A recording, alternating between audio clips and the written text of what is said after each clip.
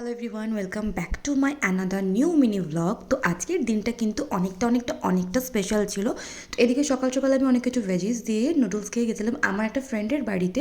তো ওখানে চলছিল কিন্তু একটা আইবুড়ো ভাতের প্রিপারেশন। এদিকে কিন্তু মোটামুটি সব কিছুই অ্যারেঞ্জ করে রেখেছিল, আমরা শুধু গিয়ে ওকে চিকেন কাটলেট বানাতে একটু হেল্প করেছিলাম। গ্রিন সালাড, চিকেন কোরমা, আর ওদিকে দমে বসানো হয়েছিল কিন্তু চিকেন বিরিয়ানি। আর এই ফার্স্ট টাইম মানে আমি কোনো ফ্রেন্ডের হাতে চিকেন বিরিয়ানি খেলাম, এত সুন্দর টেস্ট হয়েছিল, জাস্ট আনবিলিভেবল। আমাদের মোটামুটি সব কিছু কমপ্লিট হয়ে যাবার পর জায়গাটা কিন্তু আমরা খুব সুন্দর করে ফ্লাওয়ার দিয়ে ডেকোরেট করে নিয়েছিলাম।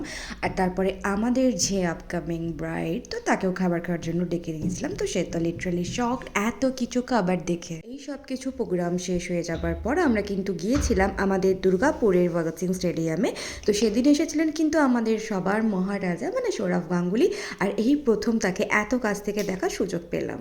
সো আজকের ভিডিও কিন্তু এই পর্যন্ত। তোমাদের সাথে দেখা হবে আবারও একটা খুব জলদি নিউ ভিডিও নিয়ে। So stay tune.